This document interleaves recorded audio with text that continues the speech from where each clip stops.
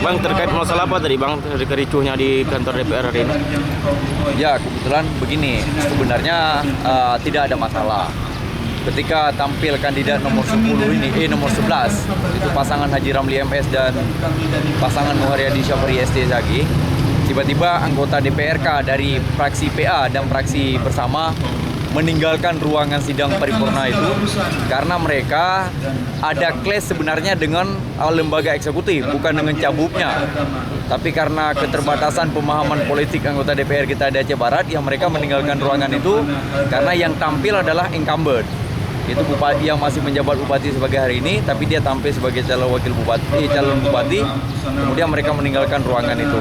Tapi nggak masalah, masih ada fraksi Partai Demokrat, dan fraksi PRA juga ada di dalam tadi. Jadi maka acara tetap berlanjut, kemudian semangat dari rakyat begitu tinggi, sangat luar biasa. Apakah ini sebagai bentuk pengkerdilan terhadap calon incumbent di Aceh Barat? Sebenarnya masalahnya itulah karena ketidakpemahaman politik anggota DPRK ini. Sejumlah anggota DPRK tidak bisa memposisikan diri kalau hari ini adalah undangan yang diadakan oleh KIP, kerjasama berserta legislatif, itu adalah untuk menghadirkan, mendengarkan penyampaian visi dan misi calon Bupati dan Wakil Bupati Aceh Barat periode 2012 sampai dengan 2017. Kebetulan incumbent kan hadir. Ya, dia maju kembali sebagai calon bupati. Mereka meninggalkan ruangan itu karena dipikir posisi yang hadir adalah bupati. Karena keterbatasan pengetahuan politik, ya beginilah jadinya. Tapi nggak masalah. Ya, langkah apa Bang akan diambil oleh tim suksesnya Pak Ramli terkait masalah ini Bang?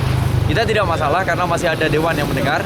Itu secara hukum sudah sah, dan ada KIP, ada Panwas, ada unsur masyarakat, ada undang-undangan, semua masih di dalam. Hanya beberapa anggota DPRK aja yang meninggalkan ruangan itu sebagai aksi protes mereka berkaitan dengan masalah lain, masalah pembahasan anggaran yang mungkin terkait antara lembaga legislatif dengan eksekutif yang sampai dengan hari ini belum ada kejelasan secara konkret.